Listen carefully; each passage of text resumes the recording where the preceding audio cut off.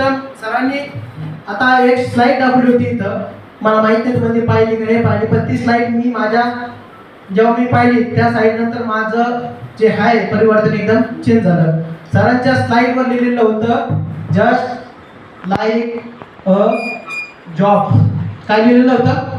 Just like a job. तुम्ही तुमचा job समजून हा व्यवसाय केला है ना. जसं की म्हणलं तुम्ही कधी एक बुकिंग अख्ख्या महिन्यात आणली 30 दिवस तर तुम्हाला किती इन्कम मिळेल?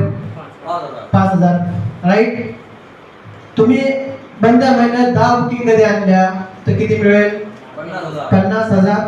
राईट. आणि ऑल महिन्यामध्ये तुम्ही कधी 20 बुकिंग कधी आणल्या तर तुम्हाला किती मिळेल? 1,00,000 रुपये है ना. हे माझ्या डोक्यात आलं होतं कारण की माझं बेसिक कॉम्प्युटर सायन्स झालं, नंतर माझी डिग्री झाली, त्यानंतर मी इंटरव्ह्यू गेलो. इंटरव्ह्यू देत असताना मला सांगितलं बँक मॅनेजरने का भाऊ तुला आम्ही 12,000 रुपये पगारानं ठेवू. किती? 12,000 पगार ठेवू. आता मला समजा मी 10 वर्ष किती काम केलं होतं है ना. आता वर्षाचं इन्कम भरा 1,20,000 रुपये. 10 वर्ष काम केलं असतं मी ते किती इन्कम झालं असतं? 10,00,000 रुपये समजा. पण सेव्हिंग करून माझ्या खात्यात 2-3 लाख रुपये राहिले असते. 10 वर्ष काम करून पण जेव्हा आपल्या खात्यात 5 लाख 10 लाख जमा नाही तर मग तिथं काम करून काय फायदा नाही. आणि मार्केटमध्ये आधार काही राहिलेलं नाही. हार्डवेअर तिथे टमटम तितके, चहाच्या होटली तितक्यात है ना, ब्युटी पार्लर तितकेच.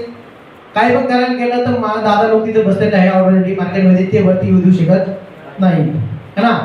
तर ही स्लाइड माझ्या डोक्यात आली होती. समजा आपण जॉब समजून म्हणजे बिझनेसला गेलं तरी आपण इथे चांगल्या प्रकारे पैसा कमवू शकतो.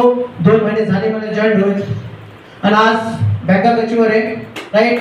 1,32,000 रुपये माझा पेमेंट आहे 2 महिन्याचा. त्यासाठी रामूजी पण टारगेट मी अचीव केलेलं आहे इथून. तो बेशक मेरे साथ हो सकता, आपके साथ में भी हो सकता है नहीं हो सकता? यस. एक 24 साल का लड़का अगर ये सब कुछ कर सकता है, जिसको सही से दाढ़ी ऊंची भी फूटी नहीं अभी, फिर भी वो अगर कर सकता है तो आप लोग तो मेरे से है ना वही सारे लोग सब. राइट. और जितने यंगस्टर वो देख रहे होंगे मेरे कॉलेज में आज पढ़े हैं, नौकरियां नहीं है, तो बेशक आपकी जिंदगी में हो सकता है, बेशक आप कर सकते हो. 2 महीने हो गए मुझे 1,32,000 इनकम है मेरा Thailand. Thank you. Wish you all the best.